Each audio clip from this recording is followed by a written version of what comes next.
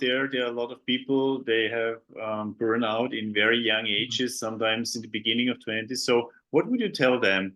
How can you prevent it? I guess you have some strategies. Maybe it's not the work-life balance. Maybe you have other strategies. How do you care Well, about yourself? And yeah. Burnout is a real issue, right? The only thing about burnout is that if you are a salaried individual, like you are going to a job and getting a salary, and if you're getting burned out, leave the job. Yeah. Okay, there is no benefit from staying in a working for someone else and suffering from burnout.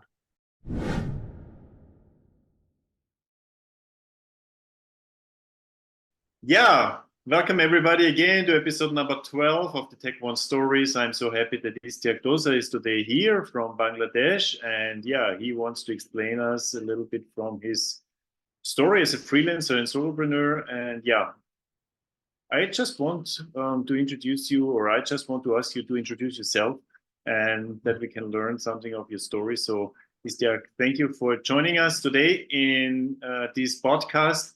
And please introduce yourself and let us know your story as a solopreneur and why you started to be a freelancer.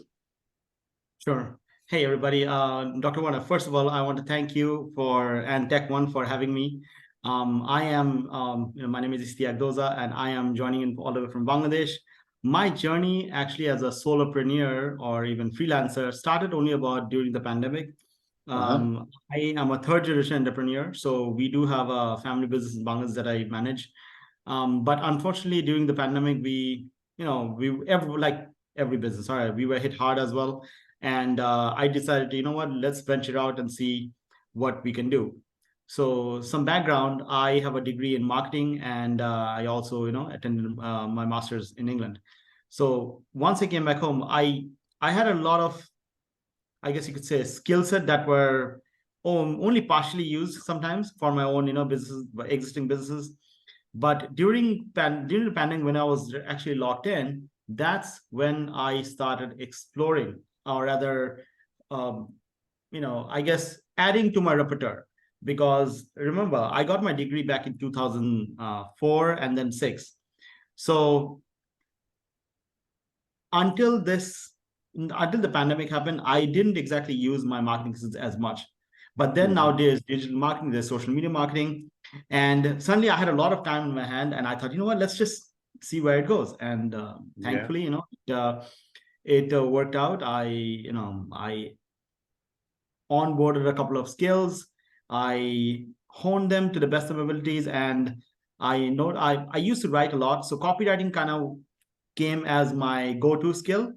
And I obviously helped a couple of clients out over the last few years. And that's how it all starts. It starts with you believing in yourself, and or rather you wanting to explore something, coming to a realization that this is something I can actually maybe I can monetize, and then waiting for the right person to say, hey, I need someone like you to help me with this.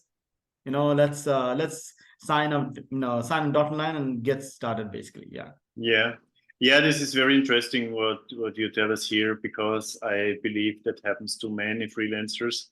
They try out, right? So they have skills, they have experience, and you come from a family business. I mean, this is really interesting also because I like family business very much. So my son is included, and I include all my family in my business, or my family includes me. I don't know which way around, but I like this. So you have a lot of experience, and then you start a new phase in your life or in your business, and then you try out, right? And I think this is what freelancers have to do, right? So what would you say? Because this is, I think, very hard, and you have a lot of experience.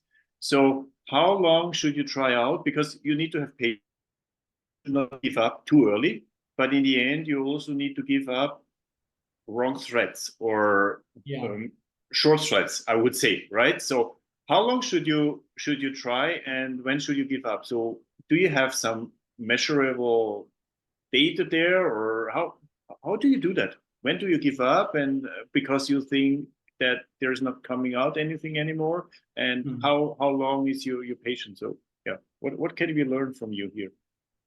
Man, I tried for almost a year, by the way. Okay, before I actually scored a gig. Yeah, literally. All right, because I was still, putting stuff out there. What helped me most was probably joining the Government Blocking Association as the marketing director, and it's an organization that that educates folks on, or rather, puts out education materials on blockchain technology, and we also do a lot of other stuff as well. And that was my first foray into actually working in the digital space, or in marketing, particularly to LinkedIn. And I saw it was really doing good. And that got the attention of, folks, that wanted to work with me. And yeah, you listen, you're going to speak to 100 people, maybe one of them will actually hire you. You have to get used to the fact that, um, there's a numbers metrics there, right? 100 people you talk to, one person will hire you. And to get to that, it takes patience, right? You have to be patient, and it can be very discouraging, obviously. But Yeah. How to answer your question, how to keep going, honestly, it depends completely on you. All right. Here's the thing, we all need to put food on the table, right? Yes. I have a family business, even though it was doing very badly, but it was still bringing home something. So I had food on the table. I just need to figure out how to, add more revenue to my, more income streams, basically, revenue streams. So I was exploring the freelancing scene for about a year before I got my first gig, I said. If you don't have a family business, or if you don't have job that is paying your salary, that is actually at least keeping you keeping you and your family fed under a roof, then you can take a little bit more time.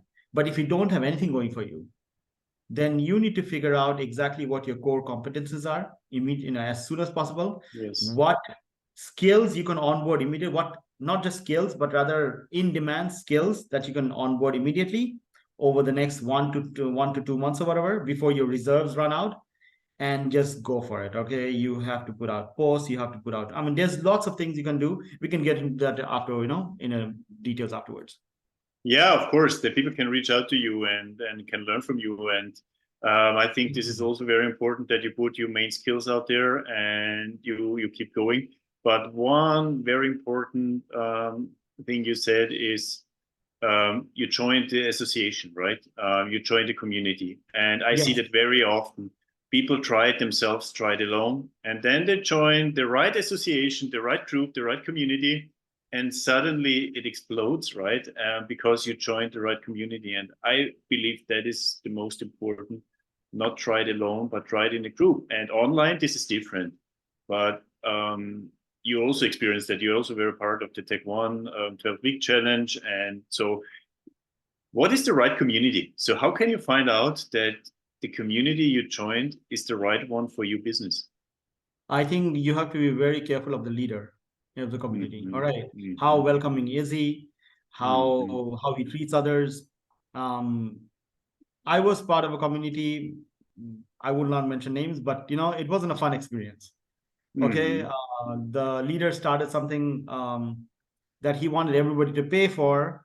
And I was like, dude, why would I pay for that when I'm already paying? No, like it just didn't make sense for me. And therefore, he booted me off every WhatsApp group. So, very interesting. Very interesting. And, yeah. And it was the first time it happened, but I realized that, okay, you know what, there are certain communities where you have to talk to leader. If the leader is, there's going to be leaders who want to be very salesy. That's all good. Come on, they have to put bread on the table as well, right? I understand that. But there are communities out there which, like I said, the GB, all right. I've been part of it for 2.5 years. I'm new member of the Tec-One community. I love it. All right. I recently joined the 100. The 100 community by Zach Darius. That's an amazing community as well. And just keep joining and but speak to the leader, find out a little bit about the leader, what the motivations are, and you should be good. Yeah. That's so you kind of realize pretty fast what would whether or not it's a good company to join. All right. Yeah. That's so interesting because we talk a lot today about how organizations change. You had the traditional companies, you had the traditional organizations before, and now online they change. And in the Web3 community, you know a lot about the Web3 community too. Yep, It that was changes again. Yeah, it changes. Yeah, true. It changes again. We had the DAOs. Maybe we can discuss about this, but still, the leader also of different kind of organizations, of maybe not that hierarchical organizations, still are important. So this is so interesting because typically people believe it's more democratic or whatever, but still the leader is important. And what you said, speak to the leader. I think that's so interesting. So how can people in the Web3 community, people that are maybe introverts, how can they learn to speak to the leader? Or can you give us some advices for this or yeah, some I'll recommendations? just connect with them on LinkedIn. All right, Uh-huh. reach out to LinkedIn, connect with them, maybe comment on their post or whatever. See what the interaction is like. There are a lot of amazing leaders out there, right? On LinkedIn, you can find them everywhere. And here's the thing, all right. My rule is simple. If you have less than 10,000 followers, all right, I'll send on a message on several occasions or whatever, 3 messages max. And then if the person doesn't respond to me, then I'm like, okay, you know what? This person has no interest. He's just adding a connection for the sake of adding, showing that he's adding. His connection levels are going up, but he's not really interacting with anyone. All right, so yeah, that's Yeah. it's a very. I know it probably isn't something everybody wants to. That's not the best answer, but it's what I use No, basically. it's a very good answer because I think it's interacting. And if you're Yeah, introvert or if you are not so outgoing, you still have ways to interact. And maybe you do it very slowly or very carefully, but still you need to keep interacting. Never go back alone in your home and just be yeah, lonely. I think this is really the wrong answer. And I think something else, what also helps, I mean, it helped you, it helps me, going into different countries, living abroad, learning how other cultures work. And if you work on an international basis, so if you're young and you have any chance to travel or to go to other countries, cultures, I think that's so important. What is yeah. your most important learning from your travels or from your living abroad? So, or maybe your most interesting interaction or meeting you had, or is there anything you can share with us? I'm always surprised.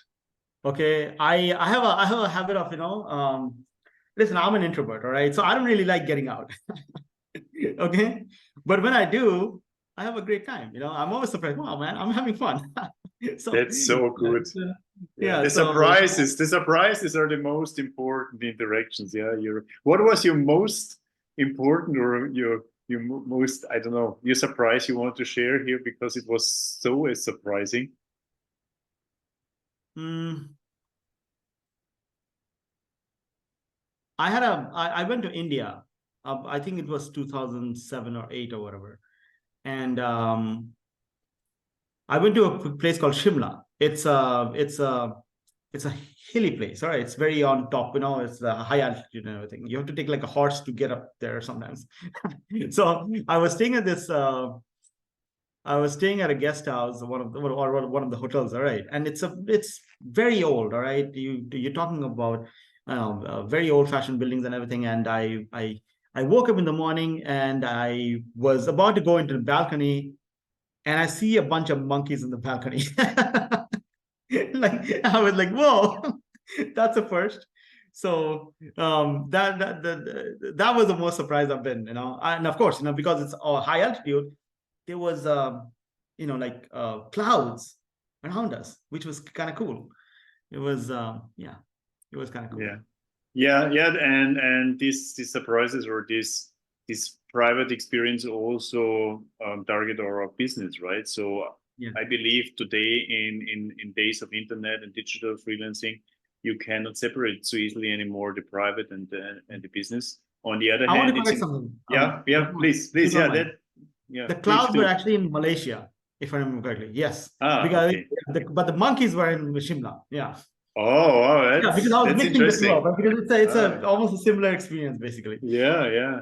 Both of them are high altitude. One was in Genting Highlands in Malaysia, Mhm. and the other one was Yeah. in Shimla. Yeah, Yeah, yeah, and sometimes our remembers go together, right? And we put it together, and but it's still very important, and yeah, it's a part of our experience, and every Yeah, part of then our it's a experience, and mix. this, yeah, it's a mix, and this is always when I start, you know that also in the 12-week challenge, and when I start coaching with my people, I always ask them, what did you experience? What did you like? What do you love? And not only tell me about your business, tell me about everything. Tell me about your life, because your life will target also your business. And I think you also have experienced that, right? That it belongs everything together. On the other hand, Yeah. we have to take care that we are not always working a lot, right? You like also working, but on the other hand, it's also important to do recreation, right? So how do you manage this? How do you manage your? I mean, there's a nice term today, work-life balance, but I like this term, and how do you manage this?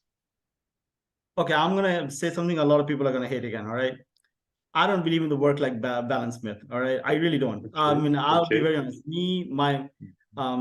My dad was the original entrepreneur, and my grandfather was, but he was literally the one who took, the business, our new business to a new level. And he worked day and night. Okay, there was no rest, and I have inherited that from him. I am a workaholic. All right, today is a Friday in Bangladesh. It's a holiday. I'm still working today. I was writing a blog today. I'm actually on solopreneurs. I'm hopefully going to publish that tomorrow or day after, once I refine it and everything. And I love working. It's like, sometimes it's not the money. Okay, it's more the process of creation, and getting something out there that hopefully will add value to someone else's life. All right, and to mine as well, because I'll feel great. I'll feel great because I'm publishing something new. So yeah, I just, I work 24/7, and I do take breaks very rarely. Like it's maybe once every year I'll just take a 3 day to 5 day vacation to. We have the longest beach here in Bangladesh. That's Cox's Bazar. I'll go there, sit by the beach, look at the waves, and I'll think of, man, I should be getting back to work, and then I'll come back. Okay, but still, I mean, you know that out there are a lot of people, they have burnout in very young ages, sometimes in the beginning of 20s. So what would you tell them? How can you prevent it? I guess you have some strategies. Maybe it's not a work-life balance. Maybe you have other strategies. How do you care Well, about yourself? And yeah, burnout is a real issue, right? yeah, The only thing about burnout is that if you are a salaried individual, like you are going to a job and getting a salary, and if you're getting burned out, leave the job. yeah, Okay, there is no benefit from staying in a working for someone else, and suffering from burnout. But I don't know if maybe it's because I'm an entrepreneur, now solopreneur, and an entrepreneur as well. Basically, I'm a mixed bag.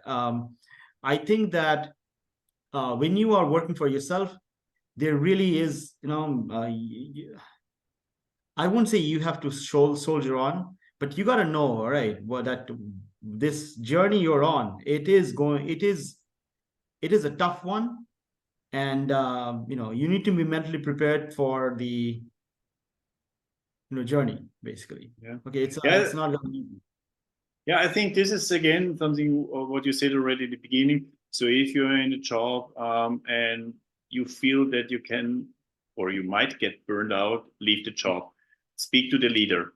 Be connected. Speak with the people. And I think this is also very important. I mean, for many people, work-life balance is important. For me, for example, it is important. I need my cycles of work and not work.